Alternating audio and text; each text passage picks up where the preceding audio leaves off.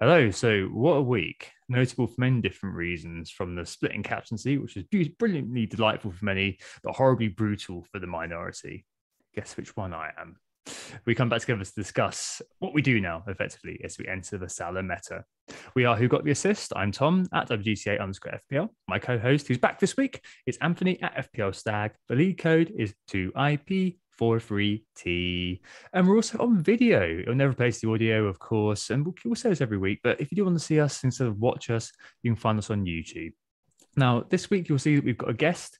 We're joined by a wise and silver fox, in fact, all the way from, well, somewhere in the UK, in the guise of a lovely man that is FPL Matthew at FPL Matthew on Twitter, one of the best FPL managers in the business, actually. Thanks for joining us today, Matthew. Hi. Hi, Tom. Hi, Stag. Nice to be here. Absolutely brilliant to have you on, Matthew. Thanks so much for joining us today. So this particular pod, I think Tom has kind of got at what we're dealing with here. It was a game week of very, very fine margins, especially with the captaincy, of course, but there were other little bits too that maybe contributed to it, particularly amongst the midfielders. So leaning on Matthew's experience in the upper ranks with 3 top 500 ranks and 8 top 10k ranks. Oh, Tom. Okay, sorry, Tom. Sorry, Tom, you're going to have an edit here. I'll mention the dodgy sound straight away at the start. So thanks very much for coming on, Matthew. It's great to have you, and it's good to be back myself as well. Unfortunately, with sound that isn't quite as good as I'm used to, I'm still down home at the moment, so I'm far away from my microphone, which is in Dublin. But anyway, we'll get on with the actual show itself. With Game Week 9, it was a week of very fine margins. Of course, with the captaincy especially, that was apparent.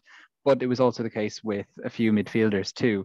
We'll be leaning on Matthew's experience here. In the upper ranks, he's had 3 top 500 ranks and 8 top 10k ranks, so plenty of expertise to lean on in the upper ranks to maybe refine our thinking about how to stop these tragicomedy game weeks hitting us. Both myself and Tom have had one each so far this very short season.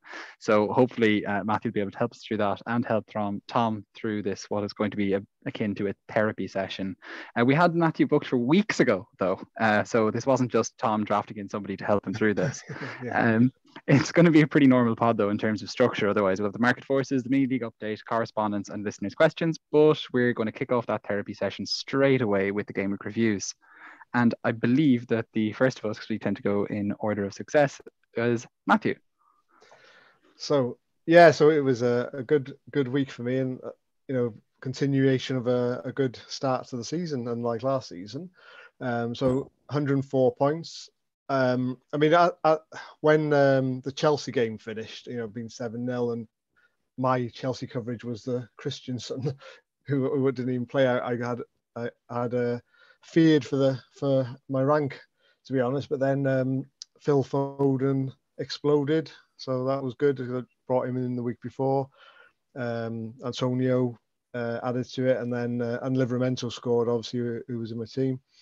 And then obviously Salah captain at the end, and with Alexander-Arnold. The only downside, I suppose, is I've got Dennis there with his 12 points on the bench, whereas Salah with his not blank in my team. But I was never going to play Dennis, so I can't really sort of think I was unlucky there. Yeah, it's a really good week, Matthew. It's where are you at now overall, just to give people an idea of how you're doing? Just inside the top 25k, which is, I think, it's possibly one of the best seasons I've probably had at this point of the season. It's pretty fantastic. You're well set up. You're really, really well set up there. I think last season I was probably about 4 millionth at this point, so it's completely different experience this time. Absolutely. I guess we'll move things on to my one there, Tom. And I think what you'll basically see is that I had a week which could, quite conceivably have been like Matthew's, only that I was kind of missing that next big score. So I did have the Salah captaincy. I did have Rudiger and Livramento at the back. And then, you see, this is kind of where mine gets a little bit complex. My 89 points came thanks with a -8 included, so 81 points in total. I'd sold Lukaku, Werner, and Benrahma. So I brought in Werner for the previous game week to join Lukaku, kind of basically targeting the Norwich fixture. Then when they were both injured, I think I got a little bit annoyed and petulant, if I'll be honest with you, and I just got rid of both of them and decided not to bring another Chelsea player in, even though I had seen the Havertz stuff online, even though I wasn't on the pod last week. I was a bit ill. And I didn't really like Havertz as an option. I did like Mount as an option in a tweet that I had that did, was seen by many. But at the same time, I didn't follow my own advice on that purely because I felt, at most, I felt Mount might get 2 returns, and 2 returns coming in the form of goals felt, unlikely for him. What I did was I ended up chasing the higher returns, and I really expected the United game to be a bloodbath. I already had Salah, and I decided to get Mane in to join him. Unlucky. And the thought was correct, at least there. Now, I'm a tad annoyed with myself that really what my plan had been to do was to get Alexander-Arnold in sooner rather than later, and I didn't make any defensive transfers. Instead, I went off, kind of focused my funds forward, or focused my transfers forward because of those 2 Chelsea players I was selling, and Ben Rama, who also went as well. Brought in Gabriel Jesus because I wanted to get something into that City attack, even though the likes of Foden, I wouldn't necessarily say Foden just, but the likes of Foden were definitely enticing, but I didn't decide to go for it. I was like, Jesus at least kind of seems like he's more solidly in that team in terms of expected minutes. I'll go for him. He has a decently high ceiling for his price, whatever.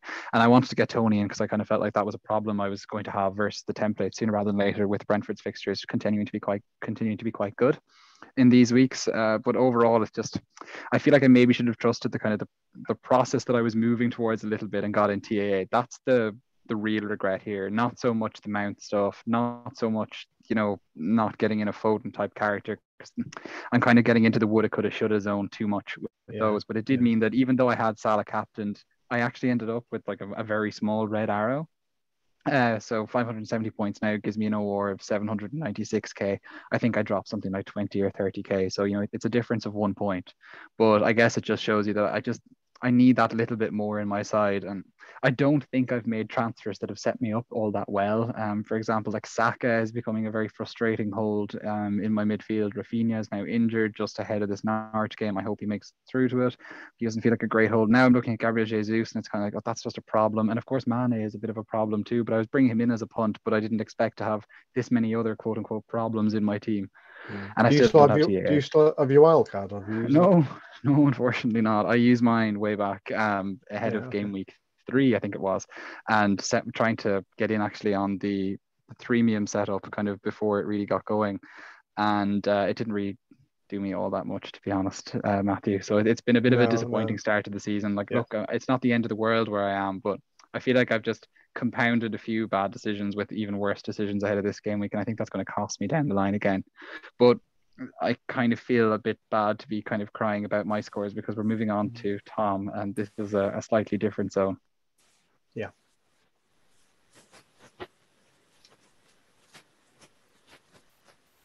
Tom, you're muted. Hear you, Tom? What about now? Can you hear me now? Now I hear you. Yeah. All right. Yeah. I just felt so bad for you down there in the 800k sort of mark that I thought I'd just come and join you, Anthony. That's how I felt. That's what I thought I'd do this week, just in the display of comradeship. No, it was really bad, really, really bad. Get this out of the way. 58 -4, basically a massive negative swing from getting Havertz and then captaining him. I got him and Vardy. Vardy went off half-time injured, and Havertz himself was hooked with no involvement in any of 7 Chelsea's goals.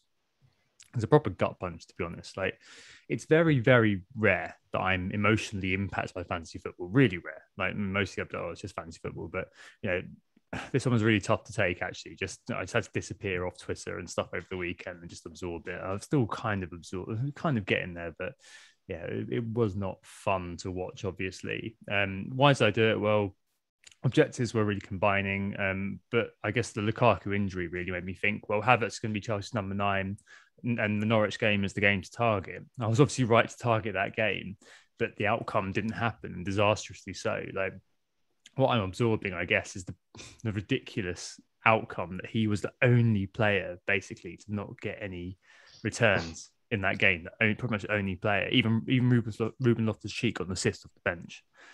So, I mean, that is ridiculous bad luck on a kind of a zoomed out level, no matter how much I can be accused of throwing salt around. If you watch the game, he was absolutely diabolical, Havertz. But hey, And I was not helped by being out for it. Like, it's one thing being in your own home, like just having a terrible time. But I was out. I was out with Simon at FPL Analytic, who has the emotional range of a biscuit. I'm sure he won't mind me saying that. But yeah, he was no help at all. He was basically kicking me in the balls as I was on the floor. And Nima, who tried to cheer me up a bit. But yeah, it's really tough dealing with that with people around you. Literally this week, everything that went wrong could have gone wrong, really. Sorry, everything that could have gone wrong went wrong, really. I think it's just a decision that was viable, but the extent of that downside is just so harrowing. Like, it started off with a double Chelsea no-show. I've had Christensen and, like you, Matthew, and I had Aspilicueta. Neither of them showed up. And like, there was kind of a cascade effect, effectively, of that move bringing in Havertz meant that I didn't captain Salah. It also meant that I didn't get Dennis off the bench for his 12 points. Oh, you got Dennis there as well. Oh. Yeah, so he would have come in for me if I hadn't have made the move for Havertz. And it's just so gutting, like the sliding door world where I'm sat here with a 100k rank rise because I didn't get sucked into Havertz, or a parallel world indeed where Havertz was involved in 2 or 3 of those goals. It's just so close. And that would mean the Salah hat-trick wasn't so bad. I guess, unlike most people, I also have to do a podcast on this where last week I pretty much did say, well, Salah's a pretty decent captain, but at least I've got the algo thing to kind of drop back on. But yeah, a 250% rank drop, 250k would have been nice. 250% rank drop with Trent, Antonio, and Dennis. And Dennis obviously didn't get money returns outside of Salah. I think every year I have a game week where it all kind of feels like it will get away from me. I think Anthony's was in game week 3, and what's really galling is just that the extent of the drop back. I mean, I think those are points I'm never going to make back on, like Sabathiu and co. So I had a 1000% rank drop, Tom. Yeah, but those are points that you're not really going to make back, really. That's what's really depressing about it. So, I mean, yeah, but although could Havertz. They've still got another 2 nice fixtures. Yeah, I know, but I've lost all those points on you already. Like, there's no coming back from it, really. Like, they say you can't win FPL in the game week, but you can definitely lose it. I just don't think there's any kind of real prospect of a ridiculously high finish. I think there's a prospect of a decent finish, but yeah, it's a shame because it was a kind of steady upward progress, and now it's been. It's mad, isn't it? How one really bad game week can like set you back so much. Yeah, it's just what I think. You feel it could take 10 weeks to make that back. I don't want to depress you anymore, but yeah. That's how it feels. It's mad, isn't it? Yeah, that's really the fine margins, as you say. I know.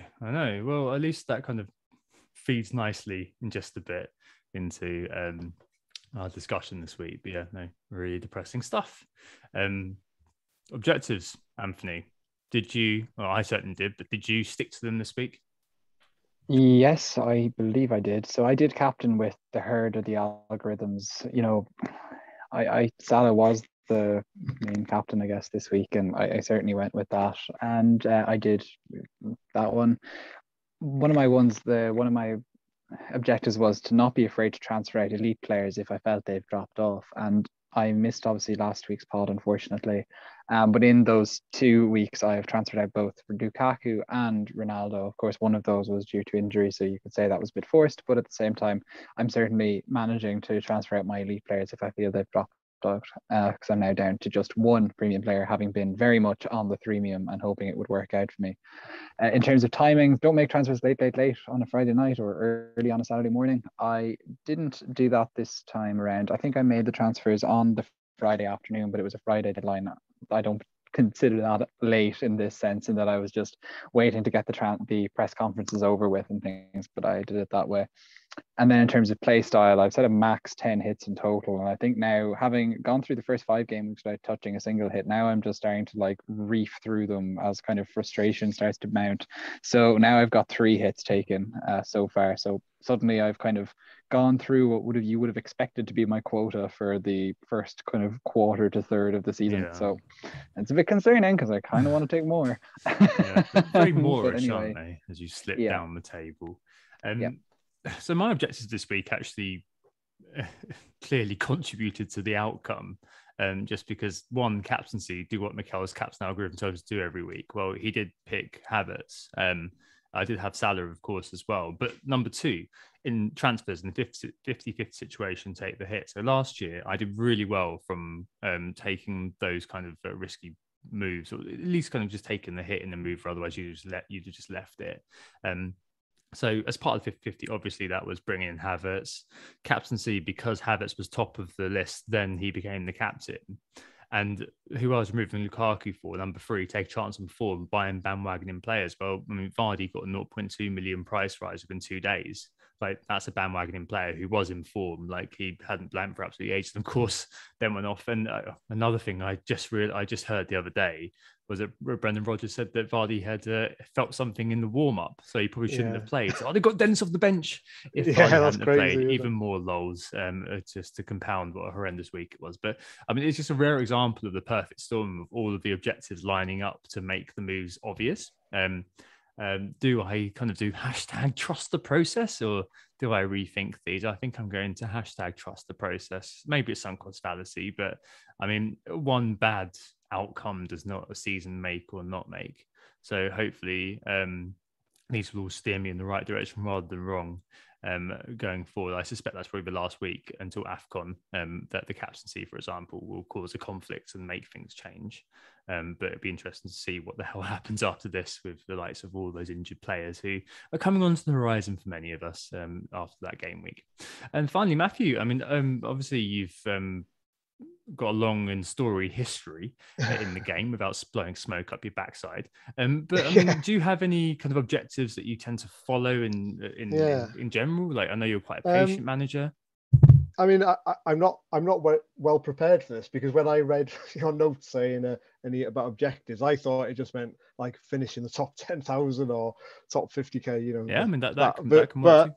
But I mean, as an aside, I was just looking at, because I sort of created my own algorithm, didn't I, which I just sort of keep for a bit of an interest. Well, Havertz was nowhere on my one, but Antonio actually was top this week on mine. Then Salah, but I mean, obviously. So in terms of I mean, I think the main thing I try and do is like just keep things simple, because I just think FPL's a simple game at its core, isn't it? You get one free transfer a week. You can do another one or two if you want.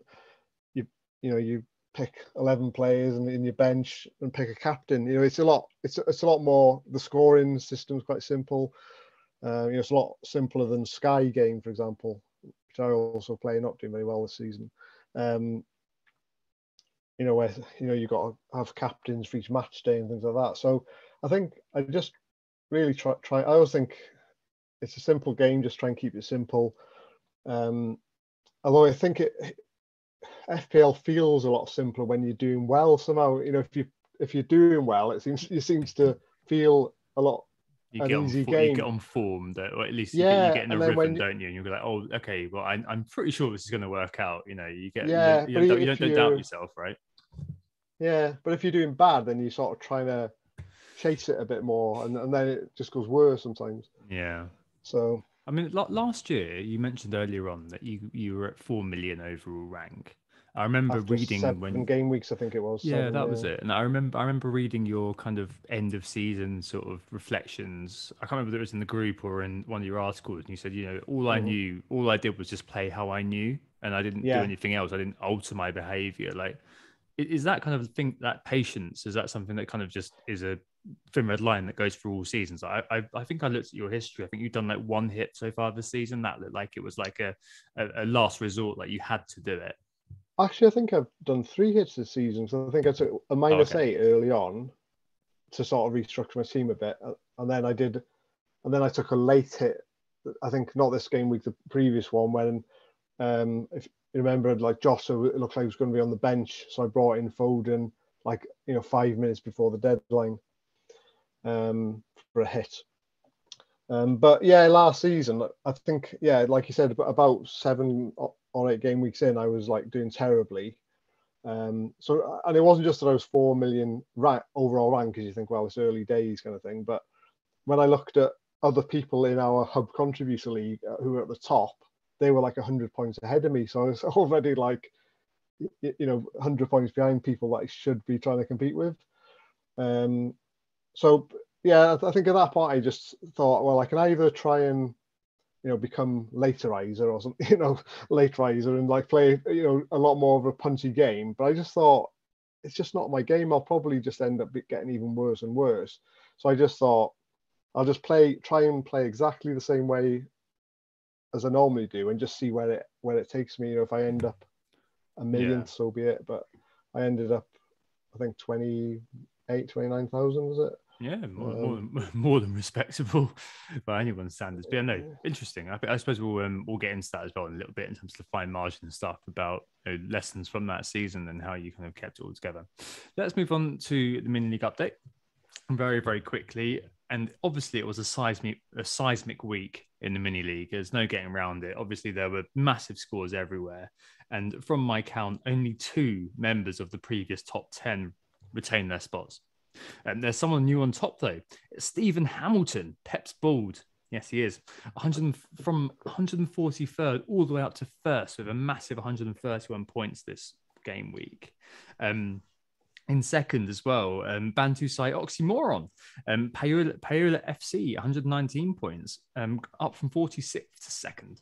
In third, it's Robert Bob, up from 80th to third, so 122 points this week. All of this means that Ryan Quinn, who has been our erstwhile leader for quite a long time, so he took command's 8 this week, actually. He brought in Son, Havertz, and Jimenez. He only got 95, only in inverted commas, goes down from 4th to 1st. In 5th, Sean McGarry. He's up from 99th all the way up to 5th. Wow, 125 points he got. Again, Captain Salah, obviously. As did Stuart Heaton from 153rd up to joint 5th with Sean. Wow, that's quite a jump, isn't it? It was one of those weeks. In 7th, up from 82nd, it's Dean Simmons. Salad for Digne. 117 points for Dean this week. In 8th, staying as they were, Worldwide Fantasy Club. 101 points. Captain Antonio this week. So one of the rare ones didn't captain Salah.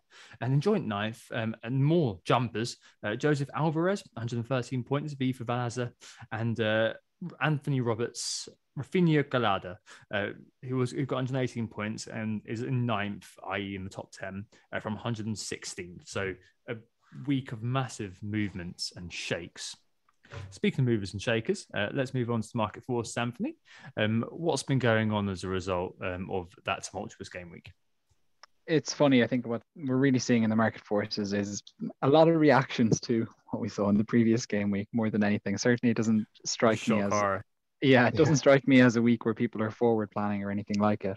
I guess what's interesting, if we just take this in isolation, though, is that the Chelsea team that we've been watching for the last few weeks, we obviously you would expect the likes of Lukaku to have been their primary scorers, but what we found is that anyone in there, well, let's say 10 outfield players, are as likely to score as anyone else, it's felt like. And maybe this game week really kind of showed that yet again. Mount obviously chipping in with 3 and Chilwell getting another as well. And that's continuing a fine run of scoring for Chilwell himself. So it's both Mount and Chilwell are the most transferred in players, pretty much as a response to that. Mount 340k transfers in, Chilwell 295k transfers in. They're followed up by Phil Foden, 270k transfers in, 2 goals there, of course. Mo Salah, people are still getting him into their sides by 185k transfers in. Emile Smith-Rowe, 175k transfers in, so people starting to get him into their sides. Of course, he had another haul at the weekend. Jamie Vardy and Hee-Chan Huang round out the most transferred in players. Vardy 165k and Huang, it's 145k. In terms of transfers out, we're seeing Lukaku being the most sold player by 325k transfers out. He's followed by Marcos Alonso, 280k transfers out. So we have 2 Chelsea players as the most transferred in and 2 Chelsea players as the most transferred out. Pogba, 215k transfers out. Ronaldo, 185k transfers out. And Bruno Fernandes, 125k transfers out. So 3 Manchester United players then following up the 2 Chelsea players being sold. Then the only other players with over 100k transfers out right now, Rafinha, Benrahma, Doucouré and Vardy, who of course picked up that injury. So in spite of being one of the most transferred in, he's also kind of in and amongst the most transferred out players. So I think if you were to really try and deduce what's going on here, you'll see that there's probably an awful lot of Alonso to Chilwell moves, given that Chilwell's the only defender really featuring in that most transferred in, and Alonso is obviously the second most transferred out. And then what we're seeing is an awful lot of the upper mid premiums coming in. So that's your Mounts, your Fodens coming in. And then we're seeing elite forwards being the primary sacrifice. Lukaku, of course, mostly, but Ronaldo too. Hwang being the clearest alternative to those forwards, with people starting to move their money into midfield again. Kind of the period where people might have had two elite forwards and then big at the back is starting to change, and maybe we're moving towards a more classic FPL format where people have quite a bit of money in their midfields as well. Lots of money sloshing around. Right, let's take a break there. Move on to the main topic just after this. So we're back and we're into the main topic now. And I think it's actually a bit of an interesting one. It is why are fine margins important in FPL? The importance of fine margins. We were thinking, let's delve more deeply into the effects of that kind of Salah meta. We touched on this last week with me and when Karen was on, when Anthony wasn't around. But we were thinking about, should you captain Salah all the time? Probably yes. So I guess that makes us need to touch on things like squad building and I guess maintenance advice as we seek to eke out those fine margins, which can make all the difference. As I said earlier on, nobody wants to be in this sort of weird netherworld I find myself in, where I feel like I've been staggered by a few punches. Like no one wants to be sitting feeling like I am. We all want those fine margins to move our way. But anyway, why are the fine margins of FPL so important? It's kind of an obviously answered question. But with this one, I think it's more about the journey rather than the obvious destination, which is that, they pretty much are everything. That's especially true, as just inferred, now that Salah is the captain of everybody. That kills off captaincy as the premier way to recover points from here until AFCON, I think, lest those fire starters with cojones to go outside, that kind of Salah orthodoxy we see. Those gains can get narrower, finer, and probably they're going to be all about managerial skill. And of course, Matthew's here. And who better to natter about this kind of thing? Give strategic advice than a manager like Matthew with that brilliant record using our usual fishing analogy. We're not, giving you a fish here, but instead we're consulting a fishing rod expert to refine our rods so we're able to catch better fish going forward. I'm saying rod too much. Let's move on. Starting with Matthew. I mean, now that we're in this sort of strange scenario where we've got one player who's going to be the discernible captain going forward, what sort of player do you think will be the most important sort of player now? Where will the gains be seen? Well, the first thing that springs to mind when you say that is if we are sort of agreed that we can captain Salah every week, then does that point more towards sort of spreading the rest of your money around the squad and just getting the best value options you can all over the pitch? Because you maybe don't need, if that's the case, you don't need another premium, so do you, which is kind of, normally there'll be a couple of you'll want a couple of premium slots because there's other ones you want to like take it in and out. But if you could just decide, no, I just want Salah, it almost like going from like the freemium thing of a few weeks ago, so now can you say that you just need one premium? And then you just get the best players and don't try and fit in another premium. I mean, I don't know. What do you think about that? This was definitely the primary thing that stuck out to me when I was thinking about this particular question. Like the freemium, it had one good week in the end, it's definitely in the gutter. Week 4, in the gutter, perhaps even worse than that. The duomium, if we were to call it that, it's imperiled massively. Obviously, the Lukaku injury is part of that. We'd have definitely seen the duomium being the default right now had Lukaku not picked up his injury when he did. But certainly Cristiano Ronaldo as it stands is not going to be tempting people. So it's amazing how quickly that's changed. So we're kind of moving towards the monomium. I'm not sure. Just literally just having a monolithic premium. I think is the way we put it before. Or just the monolithic Salah in midfield. And that kind of just makes things pretty easy for us to go from there. So I think, Matthew, I would be in kind of agreement with you that it does seem like spreading money around the team. And it's not just about big at the back now, though. I think what we're starting to see more and more in these last few weeks is that those mid and upper mid price midfielders are coming into things a little bit more. Foden, for example, is one of those. His expected minutes has now ticked up nicely. Just last 5 game weeks, he's pretty much started all the time, and which is really helpful for him. And then likes of Son has been ticking away nicely in terms of points over the last few weeks. Mount, obviously, this week is kind of a success story, but I'm not sure if any of us would necessarily be pointed to Mount as like a continued, source of points in that Chelsea midfield. I think it could be just as easily anyone else there in the following weeks if we find that we're still without Werner and Lukaku for an extended period. So it does seem to me that, okay, yeah, big at the back is part of this. And then a few midfielders from those decent, strong teams, City, I think, being the one that I would first planned on, are going to be the way to go. And then we will see that, the marginal returns that you can get from your third and second strikers. So, okay, it could be Antonio, could be the likes of Hwang, could be the likes of even Dennis coming in from the bench. I think they're going to kind of prove the differential in this. So I had just a look at some stats from the last 5 game weeks, and just the most basic of all stats, FPL points. And okay, last 5 game weeks, Salah sticking out like a miles away ahead of everyone, 69 points in the last 5 game weeks. It's truly absurd. Then we've got, beyond that, it's Vardy, Chilwell, Foden, Smith Rowe, Tielemans, Martinez, King, and Son. They are the only other players to have got more than 30, and they've all got between 30 and 36 points. So we're starting to see that, like, this, Salah is part of this. He's up and ahead, and if people kind of had copped onto the idea that captaining Salah every week was the way to go, I think everyone has been burned probably on this at some point by not captaining Salah this season alone. But beyond that, it is really marginal, just getting that little bit more, because there's so many players have got 20-ish or 25 points in the last few weeks. So it's getting that extra 10 points from the odd player like Chilwell over versus some other Chelsea defender, or having Foden instead of a Ferran Torres type character, or whoever else you might have had in that bracket, Diogo Jota, for example. That's where you're going to get those extra points at the moment, it seems. I mean, it must be a golden season for the dead teams this year, because I think a lot of people captained Salah in week 1, didn't they? And obviously, so they'd be stuck on it, because I think before last week I would have had the same points by not touching my team.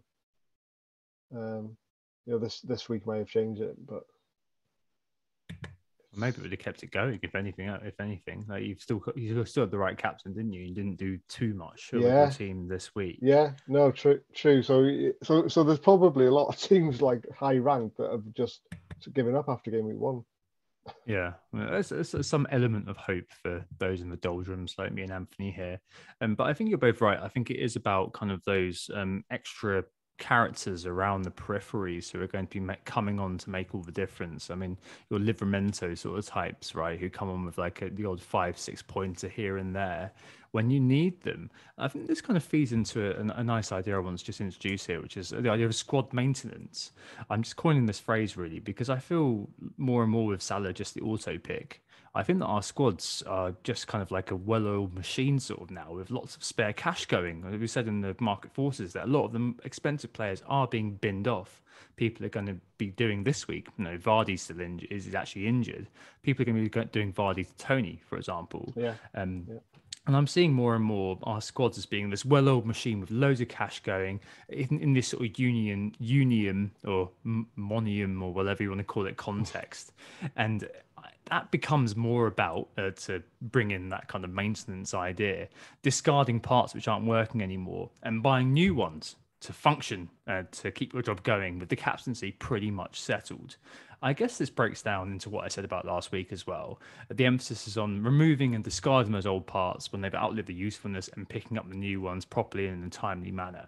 So it is a lot like maintenance, I think, rather than it being about kind of surgery as we've used to do in the past, because you can have loads of money now, especially if, as Matt said earlier, people aren't going to be kind of sat there with 2 premiums. You can be sat there with a Son as being your second most expensive player. I guess what I'm getting at is that we're now in a situation with the little guys where the fine margins are made, and the less glamorous picks, I suppose, reign supreme. In terms of those sorts of players, I mean, Matthew, what kind of works as being criteria for the sort of player you'd be looking to target? Who you're going to give, as a patient manager, you'll probably give them 4 or 5 weeks. Like, what sort of things are you looking for from an individual you'd be looking to buy in? I mean, in general terms, what I was going to sort of say here is, I do like my squad maintenance, and like as the season sort of starts up, I'm always trying to like get in players that sort of solid picks that I can keep for the foreseeable future. Plug them in, and then once you've got built a solid foundation, sort of a kicking on from your engineering type of vernacular there. Once you've got a sort of solid base, and maybe your bench is half decent, I think that then that starts allowing you to pick one or two more high risk but high upside type picks. So the likes of the Chelsea fullbacks or Foden, or Jota, so because you sort of tend to find that a lot of the, apart from the premiums, who are expensive for a reason, the ones that are kind of capable of those big hauls tend to be ones that also come with risk for whatever reason, the likes of Foden and Jota. So, you've got to have that solid squad so that you can just add those in as like you sort of risk, and you can fall back on your squad if needed. That the other players are just sort of ticking along. So that's kind of my feeling, and I'm not sure what you if you agree with that.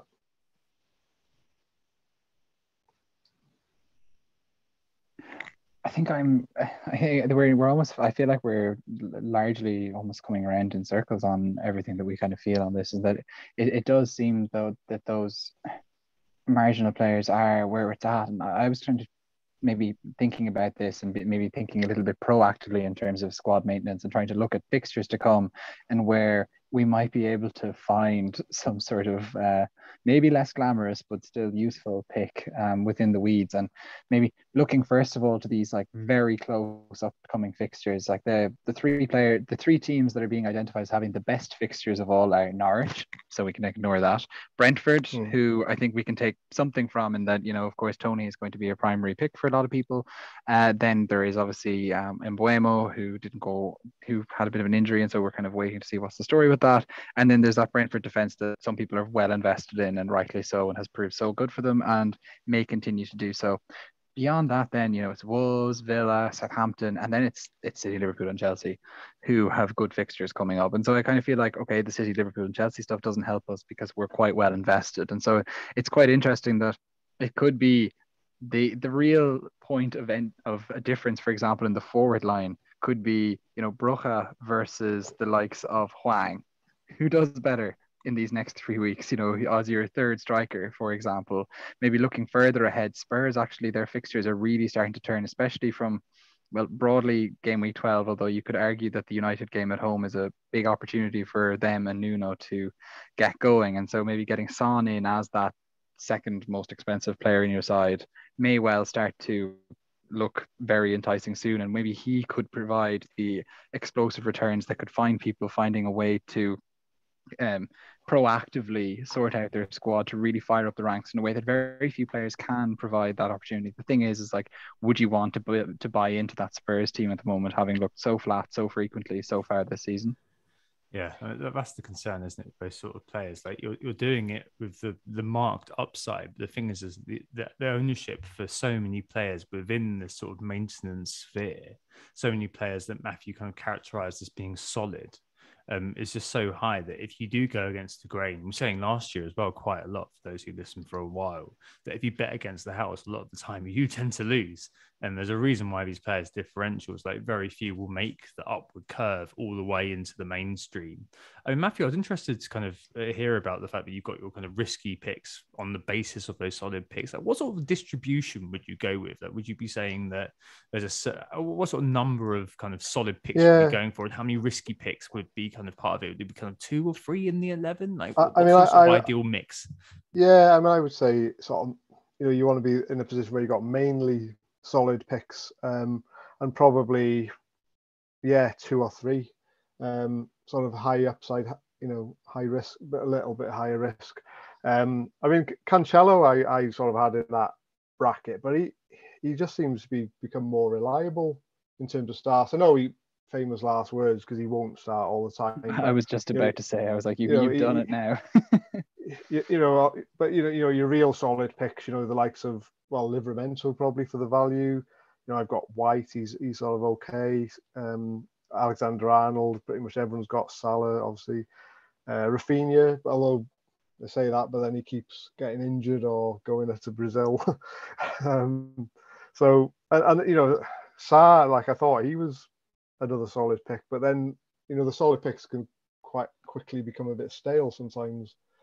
You know, a new manager coming in and, you know, maybe got a bit of a different role, and got taken off after an hour, didn't he? And then before they scored 4 goals. So yeah, so things can change quite quick.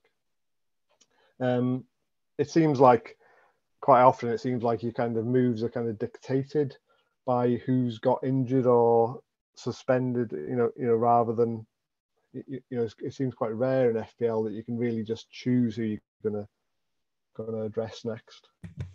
Well, I mean, that's it. I think there's definitely this sort of reactive versus proactive dynamic where a lot of the time, you know, you are kind of happy to just leave your team be and then wait for an issue to arise. Yeah.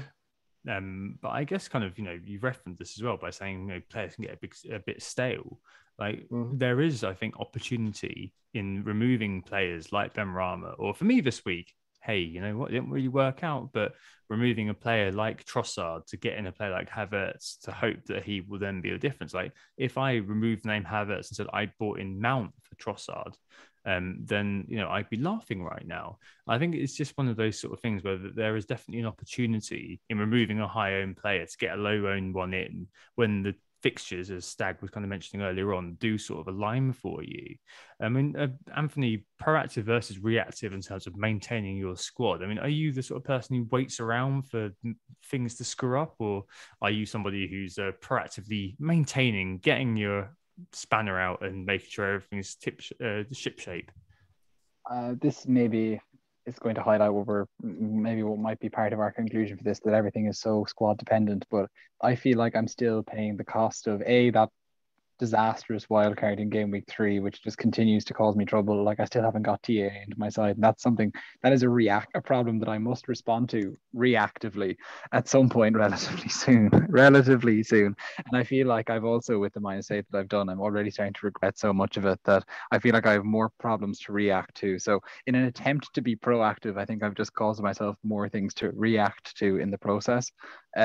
I think in an ideal world, you'd like to be acting somewhat, maybe Matthew's getting at is, you know, acting somewhat reactively because you're so happy with most of your team that you'll just be forced into some sort of moves along the way by whatever happens to your players.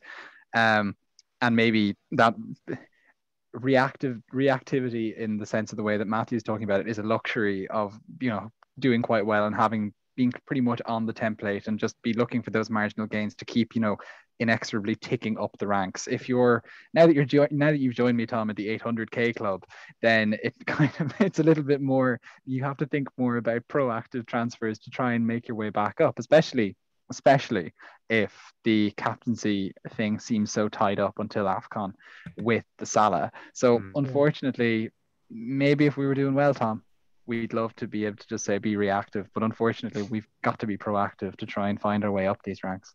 Matthew, are you like, you know, particularly conscious about how you end up in good positions every time? Is it something that is particularly integral to the way you play? Like, do you pay much thought to the fact that you've got, you know, your 11th, 12th, 13th man is good enough to come on? Like, is it about ownership? Is it about, what is it about? A bit of that. I mean, I think, you know, when you say proactive or reactive, it kind of feels logically like proactive, you know, is better. You know, it just, you know, sounds like we should be trying to be proactive. But I think a lot of the time I prefer reactive moves in that, like, I was thinking, like, if your squad looks great and, you know, you're thinking, right, I'll be proactive now and change this player who's, you know, doing fine for another player I think is going to do better. I always think that could equally blow up in your face as do well. Whereas, you know, I quite like it. You know, some weeks I'm looking at my team and thinking, looks fine, and actually I wouldn't mind an injury in midweek. You know, because then it sort of makes obvious which move you should take out, and then it's, you know, it's about who you bring in is the sort of the skill part then, isn't it? I suppose. Whereas, yeah, if your team, you know, looks great and then you know, you're just like looking for luxury moves, I think you're just as likely to sort of make things worse as better sometimes. I do think I sort of try more to sort of address the weak points in my team, so that you know, your squad as a whole is improving. So kind of you know, like if there's a player who, you know, is very popular, but I don't have him, you know, there might be a point where I'll say I'll just bring him in because, you know, rather than try and compete on not having that player and hoping another player does it better, I'll sort of, you know, bank that and then look for the marginal gains, as you said, elsewhere. Sort of you know, trust the rest of my team to sort of do that. So a good example of that is probably this week, because most of the week I was thinking I'll just save a transfer, as I had Ronaldo, you know, and obviously Lukaku got injured, so I thought I'll just save a transfer, you know, because I wasn't sure about Vardy. He never seems to score points when I get him, and I wasn't sure between him and Kane, you know, but Kane maybe I didn't need for another couple of weeks. But then I just sort of keep seeing more and more people getting Vardy. Like it seems to be that like the whole Lukaku herd was kind of moving into Vardy, and then quite a lot of the Ronaldo herd was also moving into Vardy. So I kind of thought, like, why risk, you know, Vardy like exploding when I'm doing quite well? Like, why not just plug Vardy in there and like take away that risk? You know, and obviously didn't pay off, but you know, it's kind of risk management. Yeah, so it's about covering that downside when you see it, Yeah, and just thinking, you know what, you know, all right, I've got a free transfer at the moment, and you know, an injury has occurred. I mean, it's always the enviable position we all want to be in, where we've got the template, or at least like a team that we're pretty settled with. And I mean, that was me, you know, a couple of weeks ago, and in fact, last week, where I was just thinking, yeah, you know, if an injury happens, you know, great, I've got loads of resource to move things around, and I'll probably be able to just captain blah. But then with the Lukaku injury, I think that was what messed up with me. Because if he was fit, I'd probably not be here in this mentality of defeat. I'd probably be feeling a little bit better about my life. So I'm guessing he'd done better. I mean, if he'd have been fit, I was absolutely going to just you know, bring him in for Ronaldo and probably captain him, to be honest. And, you know, as I was saying to Stag in the break, you know, there's no way Lukaku wouldn't have scored at least a couple of goals against Norwich in that game. So, you know, there's just no way I was not going to have him if he was fit, you know. I think what was really interesting as well is that you didn't actually jump for Lukaku. Like I jumped for him a couple of weeks ago against Southampton because I thought, you know what, that was a point to do it. And you decided actually to kind of plough the opposite furrow where you kind of gave it some patience. Yeah, because kind of like looking at the point when you want him, it's like with Spurs now, you know, they've got good fixtures in a few weeks, haven't they? But I sort of don't want to, you know, jump on Son now, because what if now Kane scores the next couple of games and then I'll think I want Kane, but now it's difficult to get him. So kind of, you know, rather wait until the point when we actually want him and then, you know, see who I want at that point.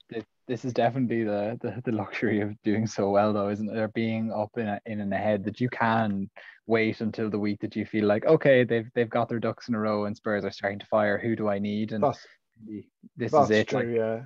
Whereas I think, okay, I moved on Lukaku a little bit earlier on the wild card because I was doing well at the time. all those weeks ago, I was at what, like 50 or 60 or 70k or something in the early weeks. But you know, I moved, and to be honest, proactively then, and here I am. Yeah, sorry, I was going to say, to be honest, like I haven't used my wild card, so but if I had wild card a few weeks ago, I would have got Lukaku in at that point, because you know, you don't want to sort of book in transfers of, you know, that you know you're going to want in the next 2 or 3 weeks. Absolutely. So yeah. I mean, how important is that to you? Like, do you see booking in transfers as being the ultimate no-no? And I know you've taken a few hits this season, but that's not something I'd associate with you too much. I would not associate you with taking risks as an accountant as well, I'm sure. Yeah. You're an accountant, right? I'm sure you absolutely are from how you're talking. I mean, is taking a hit just pissing away points in your view? Not always. It depends. You know, I think if you take a hit and it's, you know, it's a move that you think is going to be good over a few weeks, then yeah, it would probably pay off. I mean, obviously I try not to, and I probably only take a few hits a year, but I think like that maybe I should take a few more hits probably, and maybe this season I am thinking a bit more like that.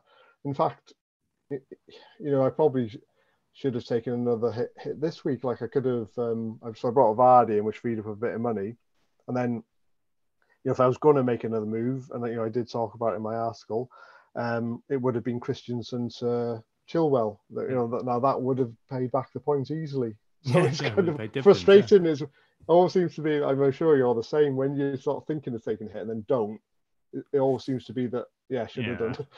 So my first instinct is always better than the actual outcomes normally. Right. And I guess that kind of moves us on nicely to that kind of discussion quickly on the importance of the real fine margins. The very periphery of everything, the margin of the margin, the importance of the 10th man, the 11th man, the 12th man selections, e.g. Livramento. So I didn't buy Livramento on my Gameweek 3 World Cup because back then it felt like a better idea to have Cody, and I think I had Brandon Williams for a while when I had 2 premiums, and then obviously it was easier to move him up to Cancelo and leave myself with Cody as like my kind of defensive bencher.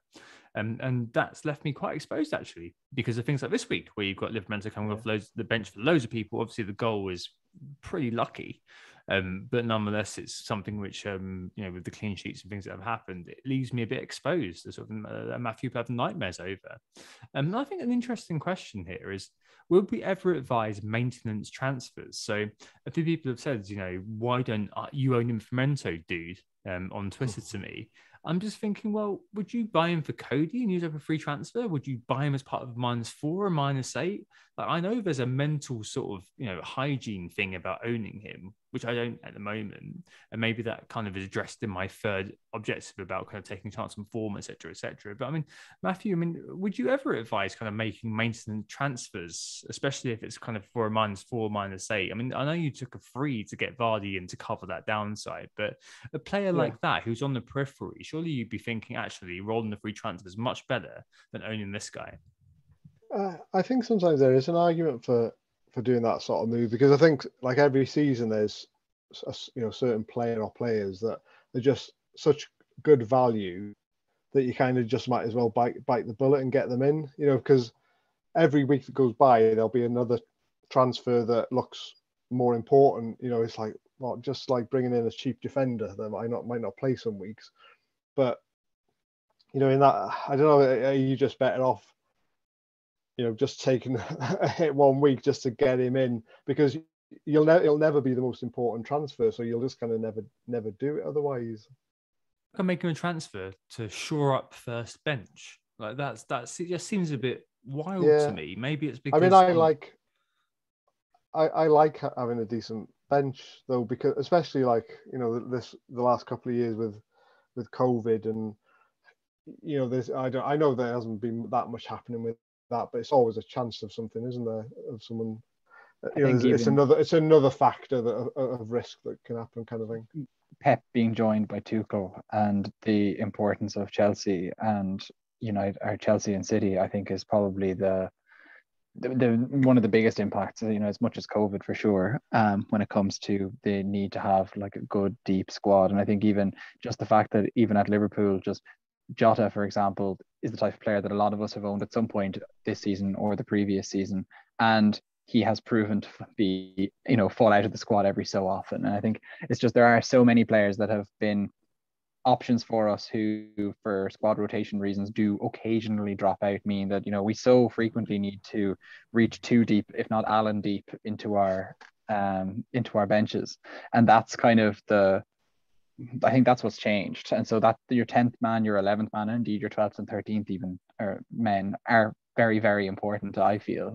This season especially, I've multiple times now gone too deep into my bench. I think that especially if I buy into the Chelsea or City defence more than I have, I suspect I'll need that third option relatively more frequently than I would have otherwise. Yeah, I mean, that's kind of what I was saying about if you've got a solid base, then it enables you to take, you're more confident about bringing in, say, Reece James, because if he doesn't play, or unless he comes on for cameo, Livramento sat there, or White, that or Dennis,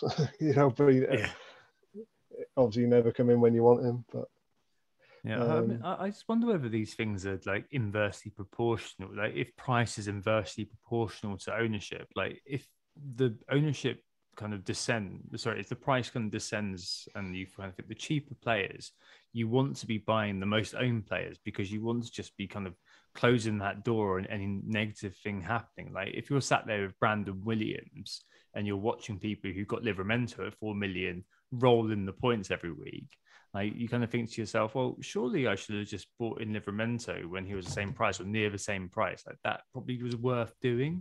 I think that that's definitely something that's worth thinking about, just because I'm kind of, going back to the kind of the main question just to round off. Why are the fine margins important in FPL? Like, I really think the fine margins are about downside protection more than anything else. Like Matthew's spoken about how if you've got the foundation nailed, you can then have a few players to elevate you, the players like Foden that we've mentioned. But it's kind of like an insurance, isn't it? Like, almost kind of like kind of moments when you're just making sure you've got those leaks plugged, the potential leaks plugged, which means kind you're of able to move forward.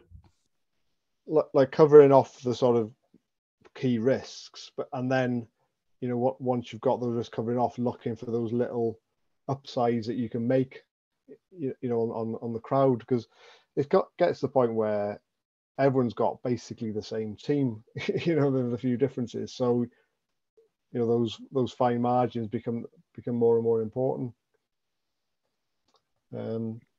Yeah, absolutely. It's interesting. I saw the wire fine margin so important in FPL, and I could barely escape that question without thinking of just like Gabriel Jesus, who I brought in this week, takes a shot on goal, it deflects off Foden, and it's a Foden goal all of a sudden. I think it wasn't on target, in fairness. So, we could say that I wouldn't have got anything, and at least I should be happy with my assist.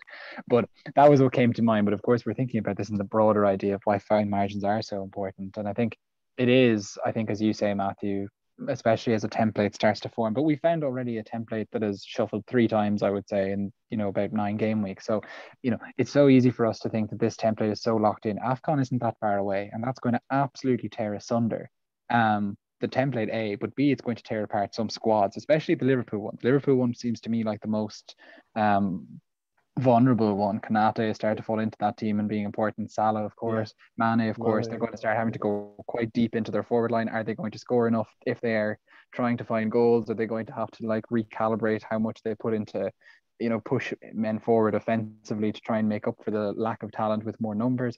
It's going to really change the ball game a little bit. And I feel like that, and just kind of the knock-on effect it has on a bunch of other squads as well, the AFCON, may kind of give us a good opportunity. All it takes is one Salah injury, for example. I don't wish it to happen, but all it takes is that one moment to happen, and then suddenly the template will change again. And I think, yes, so much of FPL is making sure that you get those small upsides in the little bits that you have beyond the template that you were talking about, Matthew.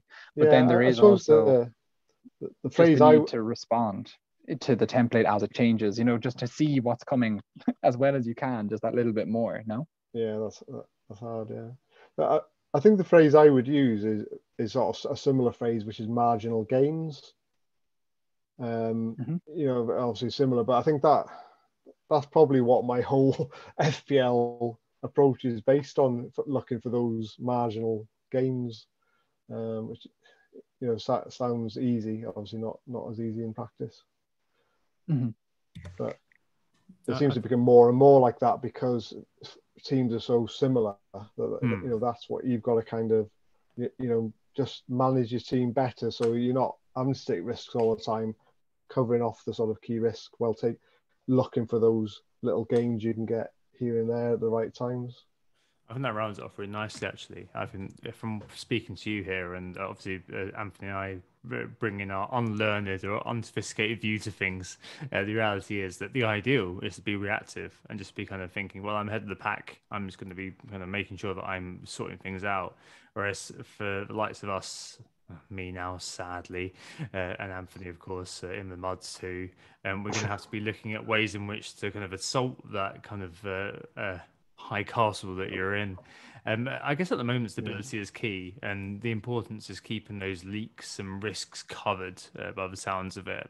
As you said, fine margins, marginal gains, like they're both synonymous to me. They're both the same thing. And marginal gains is very much a football term. I just wanted to keep it away from that, but I think it's definitely true. That the importance of fine margins, the importance of marginal gains is always going to be paramount in FPL. So as I said at the stop of this bit, it's not really about the actual answer, which is clear. It's more about the journey, and the great conversation we just had then, I think, really epitomizes the fact that there's lots of ways in which you can approach this. And from listening to Matthew, I think it's definitely a really nice. It's really nicely phrased, the way in which you can do things to just improve your FPL fortunes. Maybe things I need to heed going forward. Right, let's take a break there. Move on to correspondence and questions just after this break. Hello, so we're back and we're on to the community section, aka correspondence and questions. And the correspondence returns in its full gusto. Last week we had one kind of starting the pod off and being part of the springboard to the question we're talking about. But this week it's back to where it belongs, isn't it, Anthony? Yes, it is indeed. The correspondence section is, of course, your chance to get in contact with us in long form with your questions, your thoughts, your poems, your songs, whatever it might be that you've got. And in this week, James Keatley emailed whogottheassist@gmail.com. Now, James Keatley emailing, this is part of a bit of a series at this point that he initially emailed 2 episodes ago, reinforcing that Matt Ritchie is legitimately awful. And Tom had mentioned his phantom good stats, and this eventually linked up to this following question, which of course to whogottheassist@gmail.com. Hi Tom, I suppose the question might be this: at what point should we start to disregard data for certain players who have good underlying data but who just don't deliver? Do we give 3 to 4 game weeks to deliver on their underlying stats, or do we just jump off them quicker than that? Thanks, James. And I guess thinking what James is saying here, just to maybe to add a few names beyond Matt Ritchie to this, I'm thinking about someone whose underlying data has been pretty good, but hasn't matched necessarily with returns. Maybe Bakary Saka is one.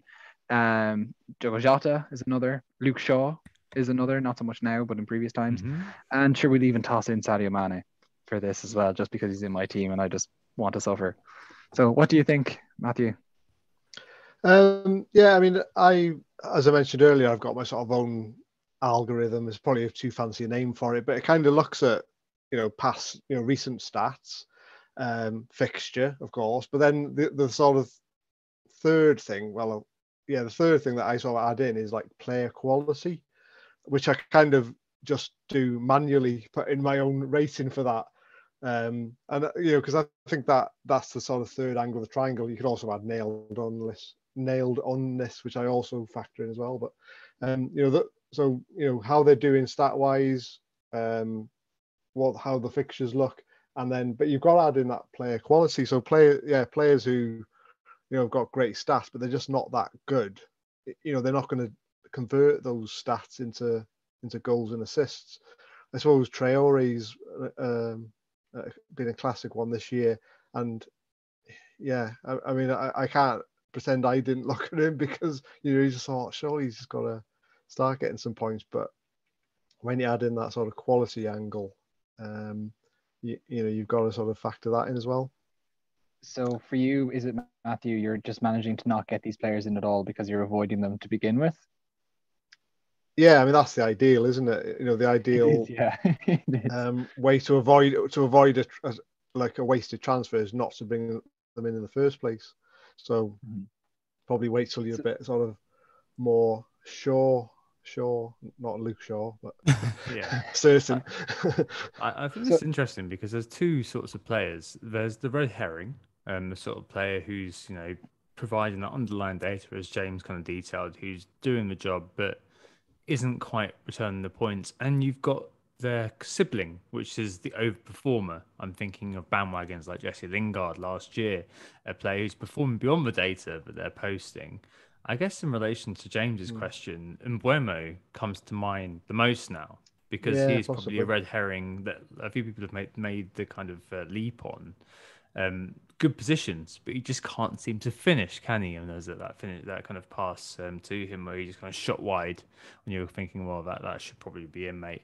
I just had a little look at players who are underperforming by 2 goal involvements plus over the last few years around game week 9 sort of time.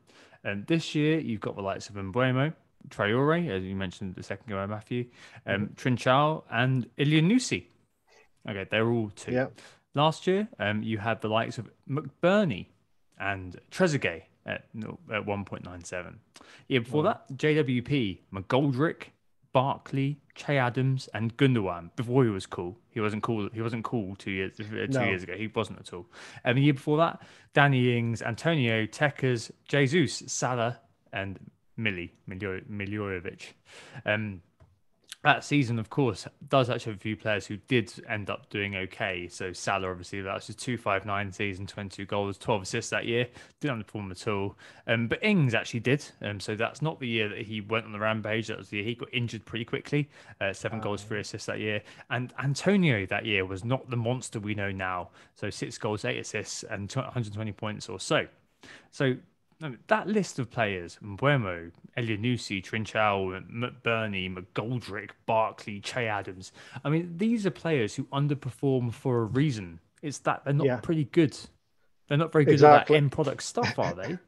So you do get players who do burn bright initially. You know, the likes of your Mitrovic's. We've owned him. We owned him that year when he was doing all right in the Prem. And your Pookies.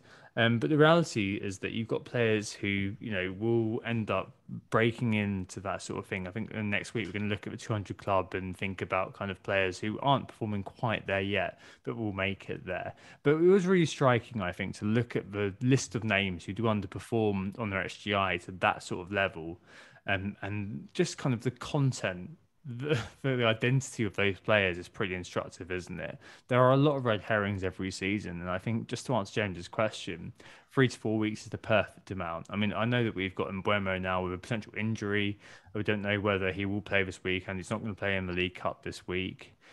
So it is one of those where, it's worth the punt. It really is, because they could turn into a latter day sort of Aaron Ramsey sort of situation. But the reality is that a lot of the time, over the last 4 years at least, these are players who are not going to be burning their names into the annals of FPL managers, legendary status sort of individuals.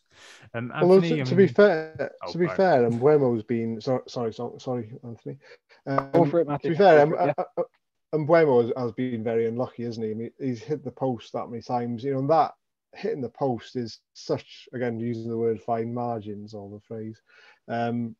You can't say that's being a poor player. It's just been a bit unlucky at that point as well. I mean, is it though? I mean, it's like, fool me once, shame on me. Fool me twice, shame on you.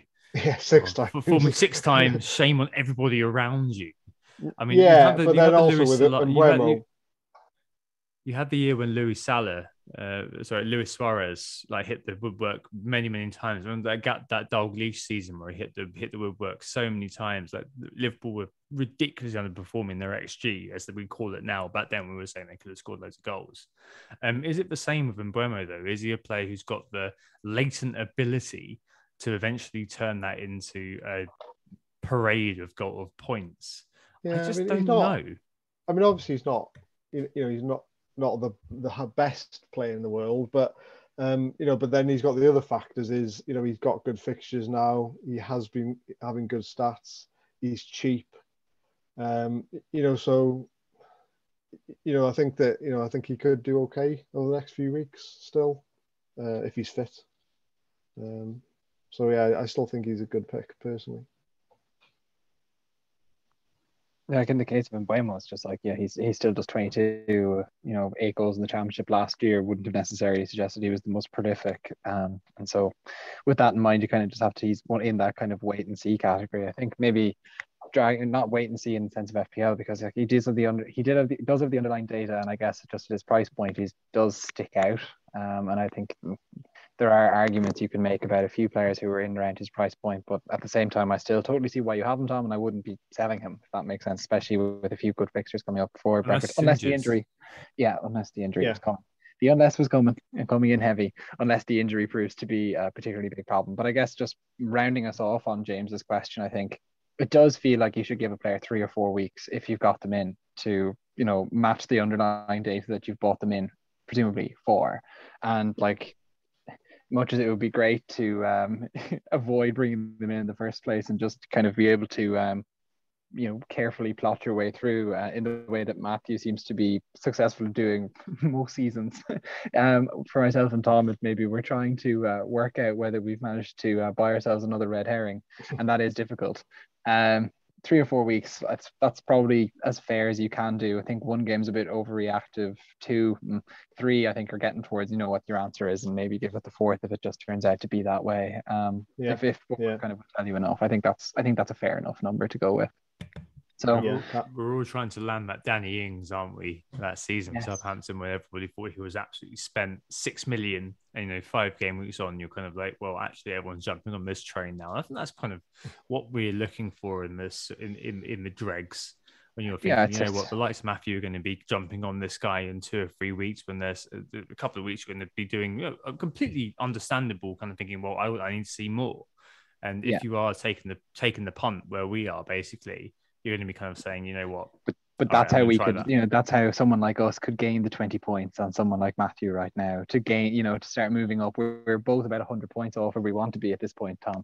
So it is kind of, there's a quick route to cutting 20% of that problem. Yeah. Can't captain that guy. Can't captain him. So you've got to be hoping that there's a few explosions along the way. No, I completely get that. But yeah, anyway, we'll round out this section, and thanks so much for emailing us in, James Keatley. James emailed whogottheassist@gmail.com if you want to get your questions into this correspondence section, or indeed your thoughts, addendums to this podcast, or anything else. Just fire it in whogottheassist@gmail.com. If it's a more complex voice note or something that you might need to get in another way, if you have Tom's WhatsApp, that's always a route. If you have mine, that's even a route too. And other than that, you can send audio files even to whogottheassist@gmail.com, or we might work out some other way, depending on what that is. So thanks so much, James, for emailing in, and we will move on to the actual Q&A. Yep. Let's move on to the Chelsea defence. Benny Blanco, as usual, pipes up in DM. He asks, I'm not going to do Liverpool accent. I'm not good at it, so I'm not going to do it. Maybe if I had more drinks, I'd do it, but I'm not going to do that. But he asks, he says, calm down. Is Chilwell the clear standout option in the Chelsea defence now? And if you had no fires, so I've got no sympathy for Benny already, because it seems like he's got nothing wrong except to do this. Would moving to him from Azpilicueta be a move worth making? I think maybe we should just think about the Chelsea defence in general here as well. I mean, as I brutally found out this week, Azpilicueta and Christensen owner, there's all kinds of fun you can have with the Chelsea defence, but you've got the Tuchel Tombola to play with. Tuchel Tombola, I should say. Tom Boner sounds like something that I do every now and again. But I think that this week, Chilwell's positioning was really, really good. But you just don't know how Tuchel's going to pick his team, basically. I think that there was one kind of data point worth picking up here, which is a bit of a weird one, but it's worth noting. I kind of picked up my kind of notes that if you are somebody who is living the zombie life and you went with Chalonzo, you'd actually be third over in terms of points scored overall for a player.